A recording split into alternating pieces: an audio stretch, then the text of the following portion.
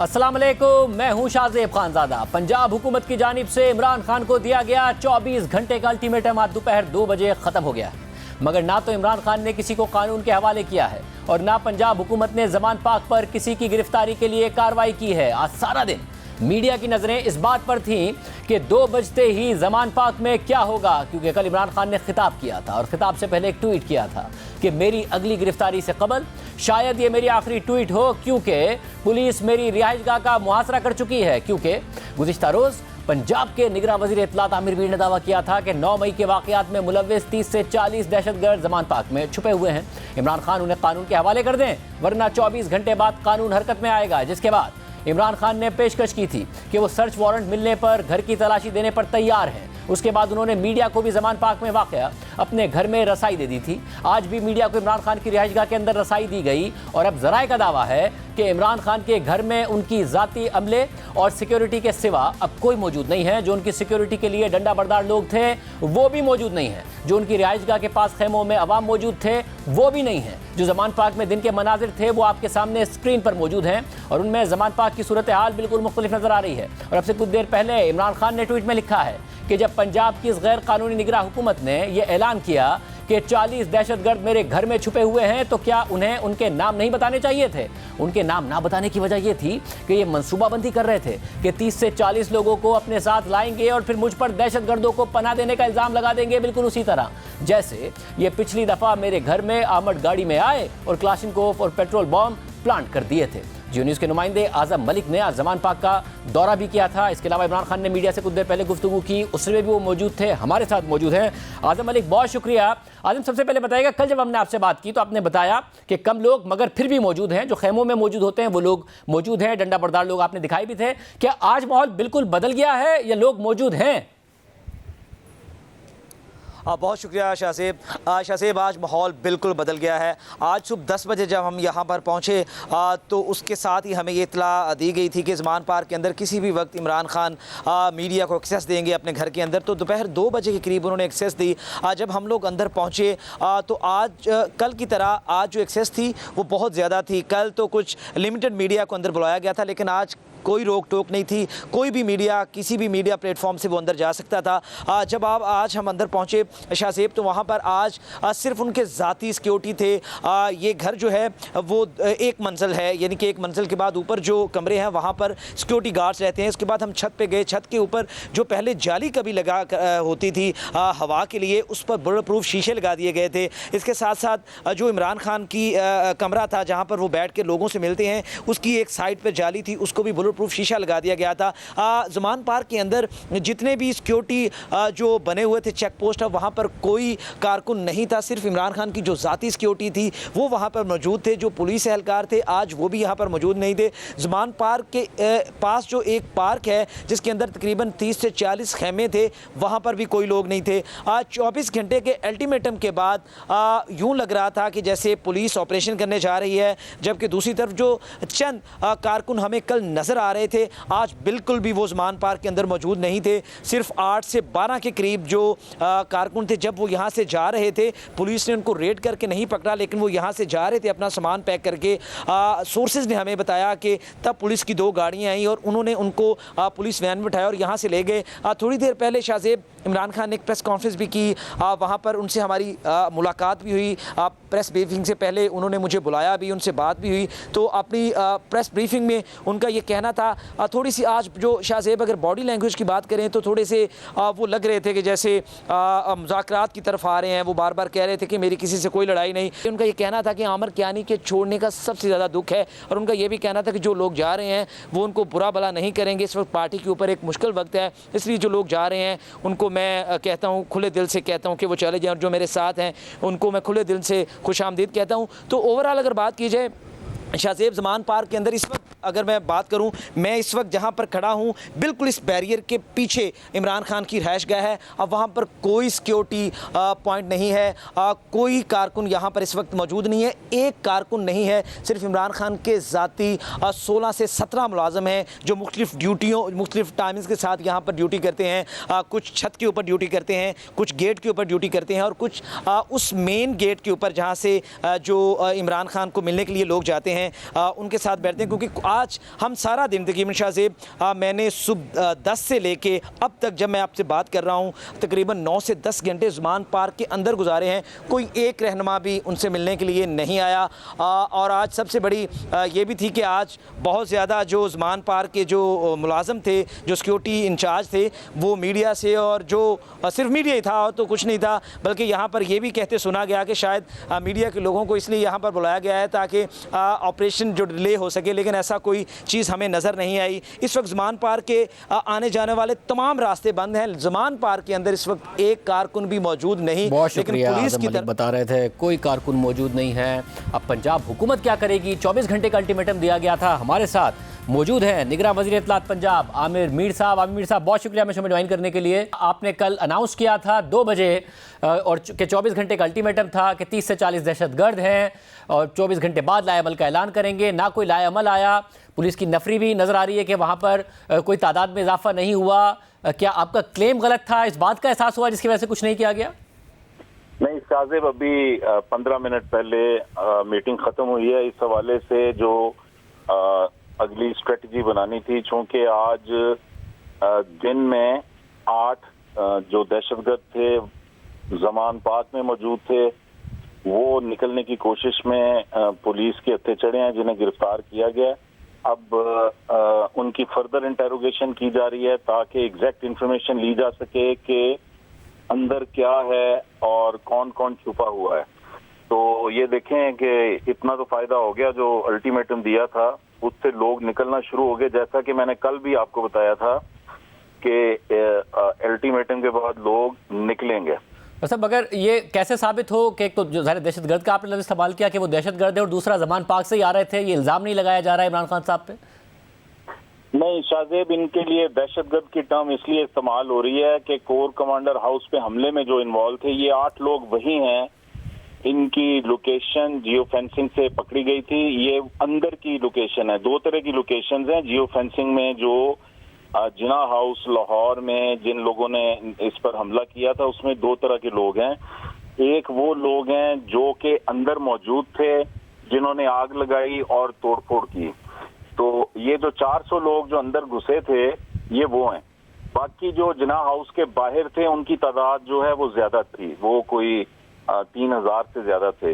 तो ये वो 8 लोग हैं जो जिना हाउस के अंदर थे और जिनको ट्रैक किया गया था और आज इनको गिरफ्तार किया गया। और दूसरा, जब आप ये कह रहे हैं कि ये बात वाज़ेह है और ये इन्वेस्टिगेशन से वाज़ेह है कि ये लोग मौजूद थे 8 वहाँ पर जिना हाउस पर जब हमला हुआ, मगर ये बात कैसे वाज़ेह है कि ये ज़मान पार्क में ही छुपे हुए थे और उसके बाद निकल के भाग रहे थे और फिर पकड़े गए हैं? कोई ट्रैक किया आपने?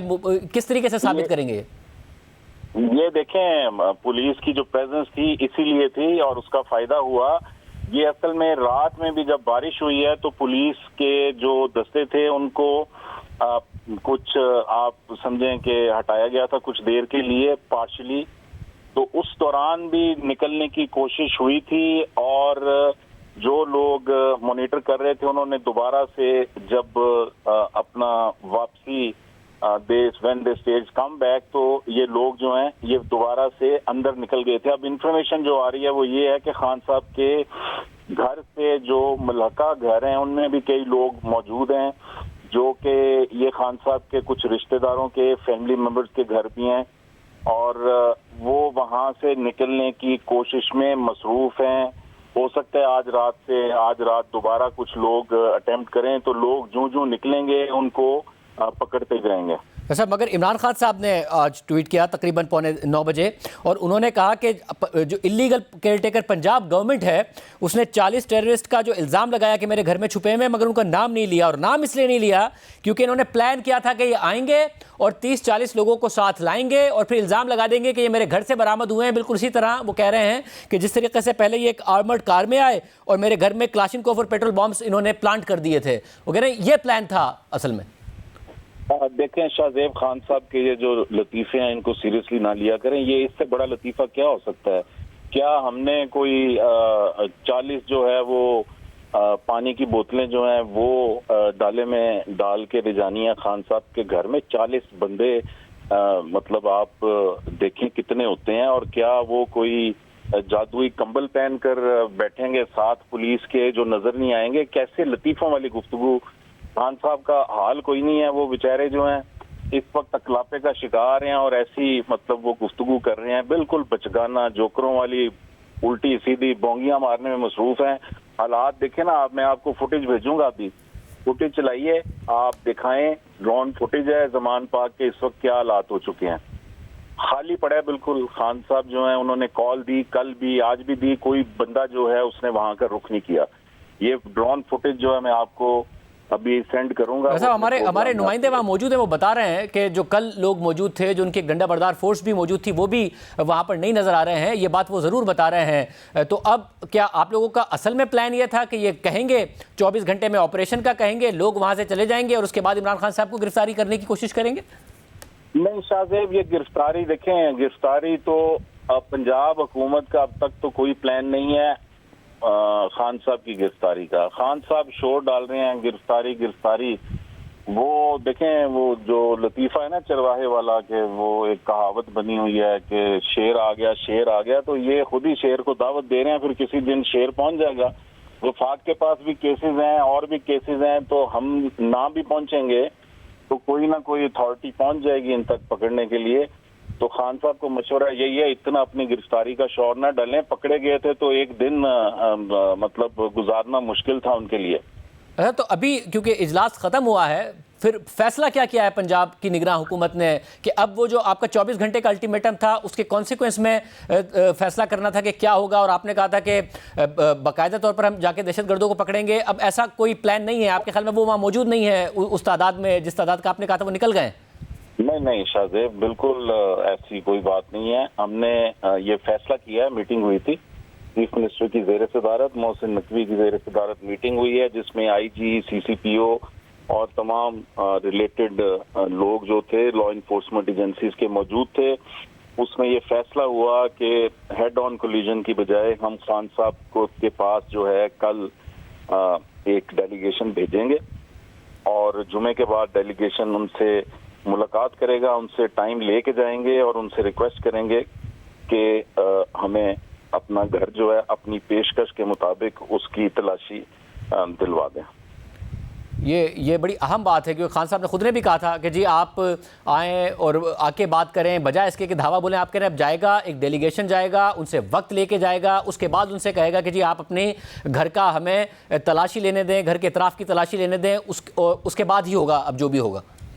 जी, कमिश्नर लाहौर जो हैं वो उस डेलीगेशन के हेड होंगे और वो खान साहब से उनकी पेशकश के मुताबिक जो है मामला तय करेंगे और हम चाहेंगे कि कैमरास की मौजूदगी में खान साहब जो हैं घर की तलाशी दें। साथ में जाहिर है पुलिस के दस्ते मौजूद होंगे, चूंकि अगर वहाँ दहशतगर्द मौजूद हैं तो उनको गिरफ्तार भी करना होगा। ये आम बात है, आप खुद भी कह रहे हैं अब कि जो होगा कैमरों की मौजूदगी में होगा, कि ना इमरान खान साहब कह सकें कि आप लोगों ने प्लांट किए, ना उनकी तरफ से कोई इल्ज़ाम लग सके, ना आपकी तरफ से कोई इल्ज़ाम लग सके। अब जो भी होगा उनके पास जाएंगे, उनसे बात करेंगे और कैमरों की मौजूदगी में करेंगे। जी देखें, कल मैंने खान साहब ने ट्वीट की थी कि 4 पुलिस वाले आ जाएं और तलाशी ले लें, तो उसके जवाब में मैंने जो ट्वीट किया था हुकूमत पंजाब की जानिब से, उसमें मैंने लिखा था कि चूंकि दहशतगर्दों की तादाद 4 नहीं है 40 है, तो इसलिए 4 पुलिस वाले नहीं आएंगे, कम से कम भी 400 पुलिस वाले जो हैं वो आएंगे। तो खान साहब, मैंने एंड में लिखा था कि उनके जवाब का इंतजार है, उनकी तरफ से जवाब नहीं आया, तो हम समझते हैं कि ये हाँ वाली बात है। तो कल फिर जो है खान साहब जब इजाजत देंगे तो 400 पुलिस वाले जो हैं वो जाएंगे और उनके घर की तलाशी लेंगे। और अगर इजाज़त नहीं देंगे तो? इजाजत नहीं देंगे तो फिर अगला लाहे-अमल इख्तियार किया जाएगा। अभी तो हम चाह रहे हैं कि खुशउस्लूबी के साथ मामलात हो जाएं, कोई बदमज़गी ना हो। बहुत शुक्रिया। निगरान वज़ीर इत्तलात पंजाब आमिर मीर साहब हमारे साथ मौजूद थे। अब वो ये कह रहे हैं कि कल बाकायदा इमरान खान साहब से इजाज़त लेकर एक डेलीगेशन जाएगा, उनसे बात करेगा कि कैमरों की मौजूदगी में आप अपने घर की तलाशी दें ताकि तमाम चीज़ें सामने आएँ कि वहाँ पर दहशतगर्द हैं या नहीं हैं। अब ये डेवलपमेंट है, 2 बजे तक की जो डेडलाइन थी उसके बाद वो ये बात कह रहे हैं, मगर ये साथ में दावा कर रहे हैं कि जो लोग भागे हैं उन्हें गिरफ्तार किया गया है। 8 दहशतगर्द हैं वो कह रहे हैं कि जो जमान पाक से भागे गए, जो कि उस हमले में मुलविस थे, जो कि कोर कमांडर हाउस पे हुआ, और उसमें उन्हें गिरफ्तार किया गया है। आज आम दिन था क्योंकि इमरान खान साहब को नैब ने तलब किया था, उसी केस में तलब किया था जहां से उनकी गिरफ्तारी का और ये सारा का सारा मामला शुरू हुआ है। मगर इमरान खान साहब आज भी नहीं पेश हुए। उन्होंने नैब को जवाब दिया किस तरीके से ये मामलात हैं और किस तरीके से बहुत सारी गलत बयानी सामने आ रही है। हम ऐसे हकाइक आपके सामने रखने जा रहे हैं जो आप सुनेंगे तो आपको भी सारी कहानी समझ में आएगी। एक ब्रेक के बाद दो ऐसे केसेस हैं जिनमें इमरान खान ना तो अदालतों के अहकामात पर अमल कर रहे हैं और ना ही तहकीकात में ताउन कर रहे हैं। अदालतें उन्हें बार बार रिलीफ देती हैं मगर वो उनके अहकामात को नज़रअंदाज कर देते हैं और सवाल उठ रहा है कि इमरान खान तहकीकात में ताउन करके इन केसेस को आगे बढ़ाने के बजाय मुसलसल रुकावटें पैदा करके उन्हें आगे बढ़ने से क्यों रोक रहे हैं। इनमें से एक तो शाखाना केस है और दूसरा NCA यानी नेशनल क्राइम एजेंसी का 190 मिलियन पाउंड का स्कैंडल है जिसमें नई तफसीलात और नए हकाइक सामने आ रहे हैं और इमरान खान पर सवालात उठा रहे हैं। NCA के केस में आज इमरान खान और उनकी अहलिया को नैब ने तलब किया हुआ था मगर वो गैर हाजिर रहे और सिर्फ अपना जवाब जमा करा दिया। हालांकि इस केस में इमरान खान गिरफ्तार भी हुए, वो 2 दिन हिरासत में भी रहे और फिर पहले सुप्रीम कोर्ट ने उन्हें रिलीफ दिया और फिर 12 मई को इस्लामाबाद हाई कोर्ट ने उन्हें 2 हफ्तों की अबूरी जमानत दे दी थी। लेकिन अदालत ने यह वाजे कर दिया था कि तफ्तीशी को जब भी ज़रूरत हो इमरान खान उनके सामने पेश हों, इमरान खान तफ्तीश में रुकावट डालें तो नैब जमानत मनसूखी की दरख्वास्त कर सकता है। लेकिन इमरान खान तलबी के बावजूद, अदालती हुक्म के बावजूद नैब के दफ्तर नहीं गए और अदालती अहकामात पर अमल नहीं किया। लेकिन अपने जवाब में अपनी अदम पेशी के हक में इस्लामाबाद हाई कोर्ट के ही फैसले का हवाला दे दिया। इमरान खान के जवाब के मुताबिक नैब के कॉल अप नोटिस में लगाए गए तमाम इल्जामात बिल्कुल गलत, मनगढ़ंत और बेबुनियाद हैं, बल्कि इसकी तहकीकात का मकसद ही सियासी है। इमरान खान के जवाब के मुताबिक इस्लामाबाद हाई कोर्ट ने मुझे मुख्तलिफ मुकदमात में जमानत हासिल करने के लिए 22 मई तक जमानत दी थी और इसलिए मुख्तलिफ मुकदमात में जमानत कबल गिरफ्तारी हासिल करने के लिए मैं लाहौर में मौजूद हूँ। इस वजह से मज़कूरा तारीख को इन्वेस्टिगेशन का हिस्सा बनने के लिए ज़ाती हैसियत में पेश नहीं हो सकता। इमरान खान ने यह भी लिखा है कि इस केस में इंक्वायरी जब इन्वेस्टिगेशन में तब्दील हुई तो नैब के कानून के मुताबिक मुझे इंक्वायरी रिपोर्ट नहीं दी गई, फिर कस्टडी के दौरान मुझे इंक्वायरी रिपोर्ट फराहम कर दी गई मगर 12 मई को जब मैं इस्लामाबाद हाई कोर्ट में समाअत के लिए गया तो अपनी शेविंग किट और कपड़ों समेत इंक्वायरी रिपोर्ट भी अपने साथ नहीं ले जा सका। इसलिए इस वक्त मेरे पास इंक्वायरी रिपोर्ट मौजूद नहीं है। लिहाजा आपसे दरख्वास्त है कि मुझे कॉल अप नोटिस भेजने से पहले इंक्वायरी रिपोर्ट की कॉपी के साथ साथ मेरे कपड़े और शेविंग किट जमान पाक के एड्रेस पर इरसाल कर दें या मैं अपने वकील को हिदायत करूंगा कि वो आपके दफ्तर जाकर इंक्वायरी रिपोर्ट हासिल कर लें। इमरान खान ने नैब को जवाब दिया कि वो मुख्तलिफ केसेस में जमानतों के लिए लाहौर में है, इसलिए नैब के सामने पेश नहीं हो सकते। हालांकि आज और कल वो किसी केस में जमानत के लिए खुद अदालत नहीं गए हैं। इमरान खान खुद तो आज नैब के सामने पेश नहीं हुए मगर इस केस में बरतानिया की नेशनल क्राइम एजेंसी से पाकिस्तान में रकम की मुंतकली के हवाले से इमरान खान और पूरी तहरीक इंसाफ ये मौक़िफ़ अपनाती रही है कि ये पैसे तो हुकूमत पाकिस्तान को मिलने ही नहीं थे, बल्कि NCA ने प्रॉपर्टी टाइकून डील कर ली थी और ये उन दोनों के दरमियान एक सिविल मामला था। हुकूमत पाकिस्तान का इससे कोई ताल्लुक नहीं था। लेकिन हम आपके सामने कुछ ऐसे दस्तावेज़ात रख रहे हैं जो खुद ये वाजे कर देंगे कि प्रॉपर्टी टाइकून को बरतानिया में जो 190 मिलियन पाउंड का जुर्माना हुआ था वो पैसे वापस उन्हें नहीं बल्कि रियासत पाकिस्तान और पाकिस्तानी अवाम को मिलने थे। बरतानिया में जिस तहकीकाती एजेंसी ने यह रकम फ्रीज की थी यानी नेशनल क्राइम एजेंसी ने खुद 3 दिसंबर 2019 को अपनी प्रेस रिलीज में लिखा कि ये असासे रियासत पाकिस्तान को वापस कर दिए जाएंगे। ये प्रेस रिलीज आप स्क्रीन पर देख सकते हैं। सिर्फ यही नहीं, उसी दिन शहजाद अकबर की सरबराही में एसेट रिकवरी यूनिट ने अपनी प्रेस रिलीज जारी की थी और उसमें भी लिखा था कि नेशनल क्राइम एजेंसी ने इस बात पर रजामंदी जाहिर की है कि ये रकम फौरी तौर पर रियासत पाकिस्तान को ना कि प्रॉपर्टी टाइकून को वापस कर दी जाएगी। ये दस्तावेज भी आपके सामने स्क्रीन पर मौजूद है। इसके अलावा 3 दिसंबर 2019 को यानी उसी दिन ट्रांसपेरेंसी इंटरनेशनल बरतानिया ने भी 190 मिलियन पाउंड की इस डील से मुतालिक प्रेस रिलीज जारी की थी जो आपके सामने स्क्रीन पर है। उसका टाइटल ही यह था कि पाकिस्तानी अवाम को 190 मिलियन पाउंड की वापसी पर मबनी नेशनल क्राइम एजेंसी की सेटलमेंट पर रद्द अमल। अपनी प्रेस रिलीज में ट्रांसपेरेंसी इंटरनेशनल बरतानिया ने पाकिस्तानी अवाम को इस रकम की मुंतकली को खुश आइंद करार दिया था। ये डॉक्यूमेंट भी आपके सामने स्क्रीन पर मौजूद है। यानी 3 दिसंबर 2019 को जो दस्तावेज़ात और तफसीलात सामने आई उसके मुताबिक खुद बरतानवी हुक्काम, फिर शहजाद अकबर के एसेट रिकवरी यूनिट और ट्रांसपेरेंसी इंटरनेशनल बरतानिया ने यह वाजे किया कि ये पैसे रियासत पाकिस्तान को वापस किए जा रहे हैं। लेकिन PTI अब मुसलसल ये गलत बयानी कर रही है कि 190 मिलियन पाउंड के जुर्माने की रकम NCA ने उसी प्रॉपर्टी टाइकून को ही वापस दे दी थी जिससे पकड़ी गई थी। शहजाद अकबर ने इस बारे में ट्वीट किया है कि NCA ने अकाउंट होल्डर्स से सेटलमेंट मुआहिदा किया जिसकी बाबत अकाउंट होल्डर्स ने आज खुद तमाम पैसा पाकिस्तान में सुप्रीम कोर्ट के अकाउंट में भिजवा दिया।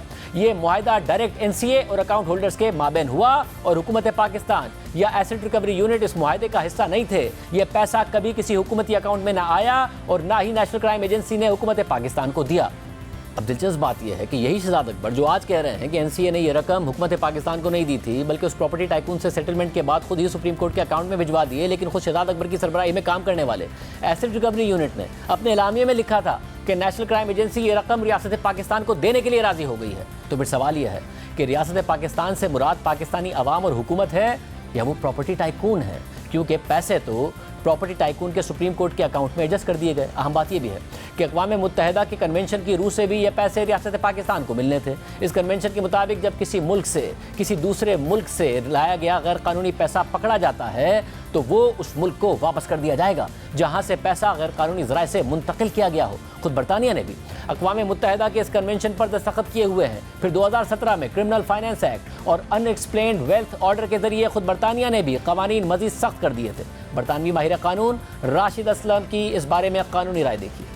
यूनाइटेड नेशंस का एक कन्वेंशन हुआ था अगेंस्ट करप्शन, जिसमें यूनाइटेड नेशंस ने जो तरक्की याफ्ता कंट्रीज थे उनको ये कहा था कि आपके यहाँ पे पेमेंट्स आती हैं जो तरक्की पजीर ममालिक है उसमें से, तो आप अपनी इन्वेस्टिगेशन के नतीजे में अगर कोई पेमेंट ऐसी साबित होती है जो टैक्स एविजन का पैसा है या जिसमें करप्शन का पैसा इन्वॉल्व है या जिसका कुछ लेजिटिमेट सोर्स नहीं है या टेरर फाइनेंसिंग के लिए कोई पेमेंट आई है, तो आप उसको उस कंट्री को वापस करें, उनके अवाम को वापस करें ताकि वो फंड्स उनके अवाम पे यूज हो सके।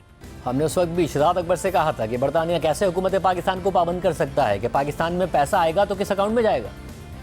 ये जो पैसा है ये पाकिस्तान में आके स्टेट बैंक में जाएगा या सुप्रीम कोर्ट ने जो पहले ही फैसला दिया हुआ 460 अरब रुपए का उसमें जाएगा। जितना मैंने आपको बताया है कि प्रेस रिलीज की जो पैरामीटर्स हैं उसके बाहर मैं नहीं जा सकता, उसमें लिखा हुआ है स्टेट ऑफ पाकिस्तान को आएगा और फिर आगे से जिस तरह से वो आगे खर्च किया जाएगा वो भी आने वाले दिनों में आपके सामने। आपका ये दावा कि गवर्नमेंट ने एफर्ट की और लूटी हुई दौलत वापस आ रही फिर गलत साबित हो गया ना, क्योंकि सुप्रीम कोर्ट में केस पहले से है और अगर वो सुप्रीम कोर्ट में ये पैसे जमा कराते हैं तो आप लोगों की तो कोई विक्ट्री नहीं है लूटी हुई दौलत, क्योंकि तो सुप्रीम कोर्ट का पहले से फैसला है। आपके सामने दो एजेंसीज ने जिन्होंने काम किया उनकी दोनों की तरफ से एक पोजीशन प्रेस आ गई है और साथ ये भी बतला दिया गया है कि इसकी जो फर्दर डिटेल्स हैं एज पर दैट एग्रीमेंट वो डाइवर्ज नहीं की जा सकती।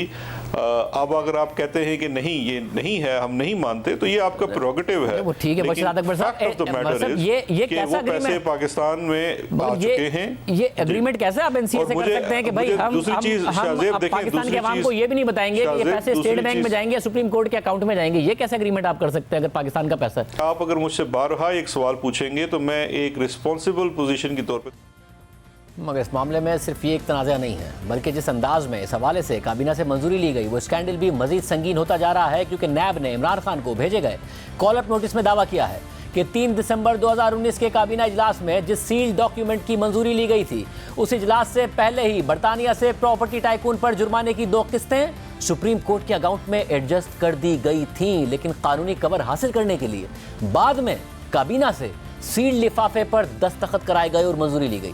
इमरान खान को भेजे गए नैब के नोटिस के मुताबिक रिकॉर्ड से इंकिशाफ होता है कि 25 नवंबर 2019 को 11 करोड़ 67 लाख पाउंड से जायद यानी 23.3 अरब रुपए और फिर 26 नवंबर 2019 को 2 करोड़ पाउंड से जायद रकम बरतानिया से मज़कूरा अकाउंट में मुंतकिल कर दी गई थी। बाकी रकम बाद में आई, मगर तकरीबन 27 अरब रुपए काबीना इजलास से पहले ही पाकिस्तान आ गए थे और सुप्रीम कोर्ट में उसके जुर्माने में एडजस्ट करके वापस उसी प्रॉपर्टी टाइकून की जेब में डाल दिए गए थे जिसके पैसे पकड़कर बरतानवी हुकूमत ने रियासत पाकिस्तान के खजाने में डालने के लिए दिए थे। नैब के नोटिस के मुताबिक बहरिया टाउन की लाइबिलिटी में यह रकम एडजस्ट करने के बाद इस गैर कानूनी डिजाइन को कवर करने के लिए मुआविन खुसूसी शहजाद अकबर ने 2 दिसंबर 2019 को वजीर आजम के लिए एक नोट तैयार किया ताकि आप यानी इमरान खान और दीगर की मिली भगत से काबीना से मंजूरी ली जाए। और इस समय दीगर हकाइक छुपाए गए कि 3 दिसंबर 2019 को काबीना से मंजूरी लेने से पहले ही ये रकम रियासत पाकिस्तान को मुंतकिल करने के बजाय सुप्रीम कोर्ट में बहरिया टाउन की लाइबिलिटी में एडजस्ट कर दी गई थी। और काबीना से शहजाद अकबर ने यह भी छुपाया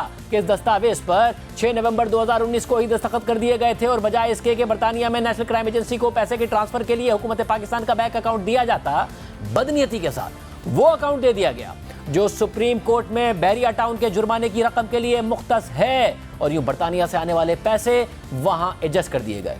अब ये होशरुबा हकाइक हैं कि कैसे प्रॉपर्टी टाइकून को फ़ायदा पहुंचाने के लिए कौमी ख़जाने को नुकसान पहुंचाया गया और अपनी काबीना को भी अंधेरे में रखा गया। काबीना से बंद लिफाफे में मौजूद दस्तावेज़ की मंजूरी लेने के लिए दस्तखत कराते वक्त काबीना अरकान को यह दस्तावेज़ खोलकर भी नहीं दिखाई गई और दस्तखत करा लिए गए। मगर खुद इमरान खान ने गुज़िश्ता दिनों प्रॉपर्टी टाइकून को वापस 190 मिलियन पाउंड देने की जिम्मेदारी अपनी ही पूरी काबीना पर डाल दी। कहते हैं जनाब आपने अल कादर यूनिवर्सिटी से फायदा उठाया है। अल कादर यूनिवर्सिटी ट्रस्ट है, सारी कैबिनेट का फैसला था। लेकिन इमरान खान की काबीना के 3 वज़रा खुद इस हवाले से हक़ाइक़ सामने ला चुके हैं कि उन्हें बगैर दिखाए बंद लिफाफे पर दस्तखत कराए गए। जो मुआहदा हुआ उसमें सुप्रीम कोर्ट का जिक्र था। मैंने तो मुआहदा नहीं देखा। आप कैबिनेट के मेंबर नहीं रहे? नहीं, वो सील बंद था। कैबिनेट ने भी नहीं देखा। मैं सील था। काबीना के इस इजलास से मुतालिक एक और अहम इंकिशाफ भी सामने आया है कि जिस काबीना इजलास में 190 मिलियन पाउंड का मामला रखा गया वो तो उस इजलास के एजेंडे में ही शामिल नहीं था, मगर वज़ीर आज़म इमरान खान ने शहजाद अकबर को नॉन एजेंडा आइटम के तौर पर उसे पेश करने की इजाज़त दे दी। ताहम गुज़िश्ता हफ्ते को इमरान खान ने कौम से खिताब किया और 190 मिलियन पाउंड के स्कैंडल और अल-कादिर ट्रस्ट के हवाले से पहली बार खुलकर अपना मौक़िफ़ दिया, मगर यहाँ भी हक़ाइक़ को तोड़ मरोड़ कर पेश किया और तारीखों के फ़र्क को जवाज़ बना दिया। इमरान खान ने कहा कि उन्होंने अल-कादिर यूनिवर्सिटी का संग बुनियाद मई 2019 में रख दिया था, जबकि NCA के जिस केस की बात हो रही है वो मामला दिसंबर 2019 में 7 महीने के बाद काबीना में आया था। 15 मई को 2019 को मैं इसकी ग्राउंड ब्रेकिंग करता हूं जाके एज प्राइम मिनिस्टर। ये रिकॉर्ड देख लें। केस ये कौन सा है? NCA का जो केस ये बात कर रहे हैं जो कैबिनेट में आता है वो दिसंबर में आता है 7 महीने के बाद। इमरान खान का मौक़िफ़ है कि मई 2019 में उन्होंने अल-कादिर यूनिवर्सिटी का संग बुनियाद रखा और उसके 7 महीने बाद प्रॉपर्टी टाइकून के 190 मिलियन पाउंड पाकिस्तान आने का मामला सामने आया, लिहाजा इन दोनों मामलात का ताल्लुक नहीं बनता। लेकिन इमरान खान का ये मौक़िफ़ हक़ाइक़ के बरखिलाफ़ है, क्योंकि बरतानिया से सेटलमेंट होने के बाद प्रॉपर्टी टाइकून के 190 मिलियन पाउंड वापस आने का मामला बेशक दिसंबर 2019 में सामने आया था, लेकिन उनके खिलाफ तहकीकात का आगाज़ दिसंबर 2018 में ही हो गया था और तब से ये मामला चलता आ रहा था। उनके बरतानिया में अकाउंट्स फ्रीज होना शुरू हो गए थे और तहरीक इंसाफ की हुकूमत इस हवाले से राब्ते में थी। इस हवाले से इमरान खान की गिरफ्तारी के बाद उनके उस वक्त के मुशीर एहतसाब शहजाद अकबर ने दिनों ट्वीट किया कि बरतानिया की नेशनल क्राइम एजेंसी ने शक की बुनियाद पर 14 दिसंबर 2018 और 12 अगस्त 2019 को अकाउंट्स फ्रीज करने के ऑर्डर हासिल कर लिए थे। इससे पहले शहजाद अकबर 2019 में भी बता चुके हैं कि यह मामला दिसंबर 2018 से चला आ रहा था। दिसंबर 2018 में एक एसेट फ्रीजिंग ऑर्डर होता है जिसके तहत एक अकाउंट जब्त किया जाता है। फिर उसके फॉलो अप में जब वो इन्वेस्टिगेशन करते हैं तो वो फर्दर उसके एसेट्स फ्रीज करते हैं। 8 अकाउंट्स और फ्रीज हो जाते हैं। यानी इमरान खान के मुशीर एहतसाब शहजाद अकबर खुद ही एतराफ़ कर रहे हैं कि दिसंबर 2018 में प्रॉपर्टी टाइकून के अकाउंट्स फ्रीज होना शुरू हो गए थे और कानूनी कार्रवाई जारी थी। और कल नैब ने इमरान खान को भेजे गए अपने नोटिस में भी तस्दीक की है कि पहले 14 दिसंबर 2018 को बरतानिया की नेशनल क्राइम एजेंसी ने 2 पाकिस्तानी शहरियों के बैंक अकाउंट्स में 20 मिलियन पाउंड फ्रीज कर दिए और फिर बाद में 12 अगस्त 2019 को NCA ने प्रॉपर्टी टाइकून के अहलखाना के बैंक अकाउंट से 120 मिलियन पाउंड और 1 हाइड पार्क की प्रॉपर्टी को फ्रीज कर दिया। यह हक़ाइक़ रिकॉर्ड का हिस्सा है, जबकि इसके अलावा मजीद ये हक़ाइक़ भी सामने आ चुके हैं कि मई 2019 में यूनिवर्सिटी का संग बुनियाद रखने के बाद ट्रस्ट के असल मामलात यानी ज़मीन की खरीदारी से लेकर उसकी मुंतकली और ट्रस्ट की रजिस्ट्रेशन वगैरह यानी सब कुछ 3 दिसंबर 2019 के बाद उस वक्त तेज़ी से शुरू हुआ जब इमरान खान की काबीना ने इसी प्रॉपर्टी टाइकून को 190 मिलियन पाउंड का फ़ायदा पहुँचा दिया और काबीना से गैर मामूली अंदाज में दस्तावेज़ात की मंजूरी ले ली। इस हवाले से द न्यूज़ में अंसार अब्बासी और कासिम अब्बासी की खबरों के मुताबिक रियल एस्टेट फर्म से मुताल्लिक 3 दिसंबर 2019 में होने वाले काबीना इजलास के कुछ दिन बाद यानी 26 दिसंबर 2019 को इमरान खान ने अल-कादिर यूनिवर्सिटी प्रोजेक्ट के लिए ट्रस्ट को रजिस्टर कराया। फिर कुछ महीने बाद वही रियल एस्टेट फर्म यूनिवर्सिटी के लिए डोनर बन गई। खबर के मुताबिक ट्रस्ट डीड की रजिस्ट्रेशन के अगले ही महीने रियल एस्टेट फर्म ने जहलम में तकरीबन 460 केनाल ज़मीन खरीदी और उसे जुल्फी बुखारी के नाम पर ट्रांसफ़र कर दिया और फिर ट्रस्ट बन जाने के बाद जुल्फी बुखारी ने ये ज़मीन ट्रस्ट के नाम पर मुंतकिल कर दी। फिर मार्च 2021 में इमरान खान की रिहाइशगाह पर बुशरा बीबी और रियल एस्टेट फर्म ने एक मुआहदे पर दस्तखत के जरिए ज़मीन के डोनेशन और इंफ्रास्ट्रक्चर समेत दीगर एहतियात को तस्लीम किया। खबर के मुताबिक रियल एस्टेट डेवलपर्स ने मुआहदे में इस बात को भी कबूल किया कि वो अल-कादिर यूनिवर्सिटी की तामीर और उसे चलाने के तमाम अखराजात उठाएंगे और साथ ही अल-कादिर प्रोजेक्ट की तश्कील और उसे चलाने के लिए भी फंड्स फराहम करने में हिस्सा डालेंगे। जनवरी 2021 से लेकर दिसंबर 2021 तक अल-कादिर ट्रस्ट ने डोनेशन की मद में 18 करोड़ रुपए वसूल किए। जुलाई 2020 से लेकर जून 2021 तक ट्रस्ट की मजमूई आमदनी मिलियंस में थी, लेकिन स्टाफ और वर्कर्स की तनख्वाहों समेत ट्रस्ट के मजमूई अखराजात तकरीबन 85 लाख से ज़ायद थे। अब दिलचस्प बात यह है कि जिस मंसूबे को इमरान खान ने इतनी तवज्जो दी और जिसे अपना ड्रीम प्रोजेक्ट कहा, वो ना इमरान खान की हुकूमत में और ना ही उसके बाद आज तक बतौर यूनिवर्सिटी रजिस्टर हुआ है, और तलबा की तादाद भी इंतहाई कम है। इस हवाले से कासिम अब्बासी की खबर के मुताबिक इंतजामिया के मुताबिक तो ये यूनिवर्सिटी है, लेकिन हायर एजुकेशन कमीशन पंजाब ने अभी तक इसे तस्लीम नहीं किया है। दिसंबर 2022 की खबर के मुताबिक अलकादिर ट्रस्ट इंस्टीट्यूट में सिर्फ 100 तलबा दाखिल थे, क्योंकि पहले साल सिर्फ 41 तलबा ने दाखिला लिया था और दूसरे साल 60 तलबा इनरोल हुए थे। दिलचस्प बात यह है कि ट्रस्ट के तौर पर रजिस्टर होने के बावजूद भी ये इदारा अपने तलबा से फीस वसूल करता है। हालांकि मुआहदे के मुताबिक अलकादिर ट्रस्ट के तमाम अखराजात एक बड़े बिजनेसमैन उठा रहे हैं। यानी कासिम अब्बासी की खबर के मुताबिक अलकादिर ट्रस्ट करोड़ों के अतियात भी वसूल कर रहा है और तालिब इल्मों से फीस भी लेता है, और तलबा की तादाद भी इंतहाई कम है। और मुबैना तौर पर इस प्रोजेक्ट की आड़ में इमरान खान ने कौमी खजाने को अरबों रुपए का नुकसान पहुंचाकर एक प्रॉपर्टी टाइकून को फ़ायदा पहुंचा दिया। जबकि अब तहरीक इंसाफ और शहजाद अकबर ये कह रहे हैं कि हुकूमत पाकिस्तान और एसेट रिकवरी यूनिट का 190 मिलियन पाउंड के मुआहदे या रकम की पाकिस्तान मुंतकली से कोई ताल्लुक नहीं था, लेकिन 2019 में जब ये पैसे पाकिस्तान मुंतकिल हो रहे थे तो शहजाद अकबर इसका क्रेडिट एसेट रिकवरी यूनिट और अपनी हुकूमत को दे रहे थे और उल्टा मीडिया पर सवाल उठा रहे थे। 190 मिलियन की जो ये इस वक्त रिसेंट रिपेट्रिएशन हुई है वो भी एसेट रिकवरी की वजह से हुई क्लेम जो है वो नहीं करते, इसको तो आप कैसे क्लेम नहीं करते? आप उसके ऊपर प्रोग्राम नहीं करते। मैं तो क्लेम करता हूं। चले मुझे एसेट रिकवरी यूनिट ने, सुन लीजिए Shahzad Iqbal, asset recovery unit ने इसके ऊपर बाकायदा एक प्रेस रिलीज की है। शहजाद अकबर खुद उस वक्त क्रेडिट ले रहे थे, आज फासला इख्तियार कर रहे हैं, और आज इमरान खान कह रहे हैं कि पैसे सुप्रीम कोर्ट के अकाउंट में जाते या हुकूमत को मिलते, पैसा पाकिस्तान ही आ रहा था। हमने फैसला किया कि सुप्रीम कोर्ट में वो 170 मिलियन आता है या वो गवर्नमेंट ऑफ पाकिस्तान है, तो पाकिस्तान आ रहा है ना, उसके ऊपर मेरे ऊपर करप्शन केस है। इमरान खान की बहुत बड़ी गलत बयानी है, क्योंकि ये बिल्कुल भी एक जैसी बात नहीं है। क्योंकि इस प्रॉपर्टी टाइकून पर सुप्रीम कोर्ट मार्च 2019 में 460 अरब रुपए का जुर्माना आयद कर चुका है, और वो ये रकम किस्तों में सुप्रीम कोर्ट में जमा कराने के पाबंद हैं। और इमरान खान ने बरतानिया से आए 190 मिलियन पाउंड यानी 50 अरब रुपए उसी प्रॉपर्टी टाइकून के जुर्माने में एडजस्ट कर दिए। इमरान खान दो नहीं, एक पाकिस्तान की बात करते हैं, तो क्या किसी आम शहरी को भी ये सहूलत हासिल है कि उसे दो जुर्माने हों और एक जुर्माने की रकम को दूसरे से एडजस्ट कर दिया जाए? हालांकि ये इमरान खान 2018 से पहले लूटी हुई दौलत वापस लाकर मुल्क संवारने का दावा करते थे। दावे किए जाते थे कि हुकूमत मिली तो पाकिस्तानियों के 200 अरब डॉलर्स पाकिस्तान लाएंगे। 200 अरब डॉलर पाकिस्तानियों का बाहर पड़ा है, क्यों नहीं वापस लेके आते? क्योंकि इनका अपना पैसा बाहर पड़ा है।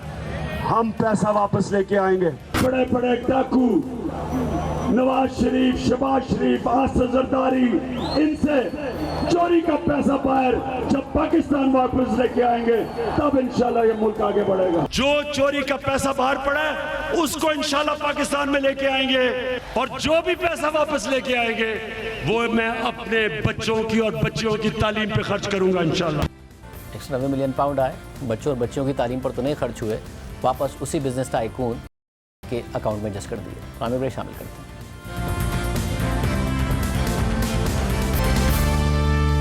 पिछले एक साल से इमरान खान ने पहले अमेरिका पर इल्ज़ाम लगाया, फिर अमेरिका का इल्ज़ाम जनरल बाजवा पर लगा दिया। पहले कहा कि मेरी हुकूमत बचाई क्यों नहीं, फिर कह दिया मेरी हुकूमत गिराई क्यों है, अमेरिका ने नहीं बल्कि इन्होंने गिराई है। फिर मौजूदा आर्मी चीफ की जब तैनाती हो रही थी तो उस वक्त भी इमरान खान साहब सड़कों पर थे और पिछले आर्मी चीफ को ही तौसीह देने की बात कर रहे थे। फिर मौजूदा आर्मी चीफ पर पिछले दिनों दोबारा इल्ज़ाम लगा दिया कि सब कुछ वो करा रहे हैं, मगर आज अब से कुछ देर पहले उन्होंने कहा है कि मेरी तरफ से कोई मसला नहीं है। गुस्सा तो वहाँ से, मुझे नहीं पता क्यों। अब मेरे खिलाफ है कौन? इनको तो छोड़ देना पीडीएम को, ये तो इनकी तो हैसियत ही नहीं है। आज देखें, मेरी उनसे कोई लड़ाई नहीं है। गुस्सा उस तरफ से है, वो मुझे अभी तक नहीं पता क्यों, या आप यकीन करें कि मुझे नहीं पता क्यों, क्योंकि मेरी उस तरफ कोई लड़ाई नहीं है। हमारे साथ सीनियर साहब रज़ाकार मुजीबुर-रहमान शामी साहब मौजूद है। शामी साहब बहुत शुक्रिया हमें शो में ज्वाइन करने के लिए। शामी साहब, ये इतना ही सादा है जितना इमरान खान साहब कह रहे हैं मेरी तो लड़ाई नहीं है और मुझे पता भी नहीं है, वहाँ से इतना गुस्सा क्यों है? इतना ही मामला सादा है आपके ख्याल में? इस सादगी पे कौन ना मर जाए, ऐ खुदा। लड़ते हैं और हाथ में तलवार भी नहीं। तो इमरान खान साहब जो कुछ कह रहे हैं मेरा ख्याल है खुद उनको भी मालूम नहीं हो शायद कि वो क्या कह रहे हैं। देखिए, मामला तो गुस्से से बहुत आगे चला गया है।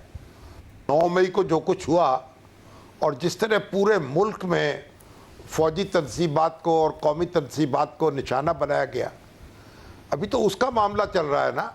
तो वो तो बातचीत से और ज़बानी जमा खर्च से तो बात आगे निकल गई। अब तो मामला कहीं का कहीं पहुंच गया और वो एक एक करके लोगों की निशानदेही हो रही है। ख़ुद उनकी अपनी पार्टी के लोग उससे बरत का इजहार कर रहे हैं, वो लाताल्लुकी का ऐलान कर रहे हैं, पार्टी छोड़ रहे हैं, पार्टी पॉलिसीज़ पे तनकीद कर रहे हैं, तो खान साहब को जायज़ा लेना चाहिए और हक़ाइक़ को देखना चाहिए और देखना चाहिए कि उनका जो बयानिया है ये कारगर नहीं होगा। वो जितनी देर हक़ाइक़ का इदराक नहीं करेंगे मामला आगे नहीं बढ़ेगा। उनको जो कुछ 9 मई को हुआ है उसके ज़िम्मेदारों की तलाश में मेरा ख्याल साथ देना चाहिए कानून नाफिज करने वाले अदारों का, उसी तरह से आगे बात बढ़ेगी। शाफी साहब, अभी है बात, यानी आप कह रहे हैं कि अभी भी मौका है कि खान साहब यहाँ से भी मामलात बेहतर कर सकते हैं, या फिर मामलात पॉइंट ऑफ नो रिटर्न पर हैं, यहाँ से बहुत मुश्किल है चीज़ों को बेहतर करना? देखिए, हमारी सियासत में तो बार बार ऐसा होता रहा है ना, पॉइंट ऑफ नो रिटर्न भी आते रहे हैं और वहाँ से लोग रिटर्न भी होते रहे हैं। तो ये एक सियासत का खेल है, इसको हिसाब की तरह नहीं खेला जाता। 2 जमा 2 कभी 5 हो जाते हैं, कभी 6 हो जाते हैं, कभी 3 हो जाते हैं। तो बुनियादी बात यह है कि खान साहब की एक ताकत है, वो एक सियासी जमात के सरबराह है और उनकी सियासी जमात जो है उसको आप नज़रअंदाज नहीं कर सकते। और इसी तरीके से उनके जो हरीफ हैं उनकी भी अपनी ताकत है और उन्होंने अपने हरीफों में बहुत इजाफा कर लिया है। अब तो उनके हरीफों की तादाद जो है उंगलियों पे गिनी नहीं जा सकती। तो खान साहब को ये अंदाज़ा करना चाहिए, एक तो अपने वो सियासी हरीफ जो हैं उन तो वो किसी गिनती शुमार में नहीं रखते, और जो गैर सियासी हरीफ हैं उनके साथ जो दुर्गत उनकी हो रही है और जिस तरह की कार्रवाइयाँ हो रही हैं वो उसकी जिम्मेदारी लेने को तैयार नहीं है, या जो जिम्मेदार हैं उनके खिलाफ कार्रवाई करने को तैयार नहीं है, उन्हें कंडेम करने को तैयार नहीं है। आज तो डॉक्टर आरिफ अलवी साहब ने भी खुले लफ्ज़ों में मजम्मत कर दी है और उनसे मुतालबा किया है कि वो भी मजम्मत करें। तो इसमें मेरा ख्याल एज पेच की, अगर मगर की, चूंकि चुनाचे की गुंजाइश नहीं है। मगर शाफी साहब, ज़रा आपने तारीख देखी है और ये हुआ है कि शॉर्ट टर्म में जब भी इस्टेब्लिशमेंट जीती है, लॉन्ग टर्म में मगर सियासी लीडर जीते हैं। मगर आपको लगता है खान साहब अभी भी जो उनका कॉन्फिडेंस है कि वो शॉर्ट टर्म में भी इस्टेब्लिशमेंट को मात दे सकते हैं? लॉन्ग टर्म में तो जाहिर है सियासी लीडरान जीते हैं, वो शॉर्ट टर्म में भी वो वाहिद लीडर बन सकते हैं जो मात दे दें? शाहदेव साहब, आपने जो बात की ना, सियासी लीडर जीते हैं, सियासी लीडर जीते हैं, सियासत के ज़रिए जीते हैं, सियासी अमल के ज़रिए जीते हैं, वोट की ताकत से जीते हैं, अवाम की ताकत से जीते हैं। अगर आप दहशत गर्दी की कार्रवाइयाँ होंगी तो जब दहशत गर्दी होगी तो फिर आप नहीं जीतेंगे। फिर आप एक पाकिस्तान की तारीख आपके सामने है, जो लोग दहशत गर्द बने, जिन्होंने ताकत का रास्ता इख्तियार किया, उनकी सियासी ताकत भी सिमट कर रह गई और उनके सारे ख्वाब भी अधूरे रह गए। तो सियासी जमातें जो हैं वो सियासी अमल के ज़रिए आगे बढ़ती हैं। सियासी कारकुन जो हैं वो जंगजू नहीं होते। हमारी बर्रे सग़ीर की पूरी तारीख शाहिद है। सियासी जद्दोजहद जो है वो अदम तशद्दुद के ज़रिए की गई है, वो कानून को ताकत तस्लीम करके की गई है। और यहाँ हमारे बहुत से पापड़ बेले गए तारीख में हमारी, लेकिन बिलाखिर आप देखिए मौलाना महमूदुल हसन जैसा आदमी असीर माल्टा दुनिया जहान का चक्कर लगा आया और फ़ौजें तलब करता रहा और फ़ौजी हमायत तलब करता रहा मुख्तलिफ ताकतों से। बिलाखिर इस नतीजे पर पहुँचे कि ताकत का इस्तेमाल नहीं होगा, ताकत के बगैर जिद्दोजहद होगी, अवामी ताकत से अपना मज़ामत की जाएगी। तो बुनियादी बात यह है कि अगर आप सियासत का खेल सियासी तरीके से खेलेंगे फिर आपकी कामयाबी होगी, लेकिन आप एक दूसरे तरीक़ों में उलझ जाएंगे। अगर आप क्रिकेट के मैदान में कुश्ती खेलना शुरू कर देंगे तो फिर तो आप क्रिकेट की इनिंग तो नहीं खेल सकेंगे, ना उसे जीत सकेंगे। बहुत शुक्रिया शाहीन साहब का, आपने सुना। आज के बाद में इतना ही, अल्लाह हाफ़िज़।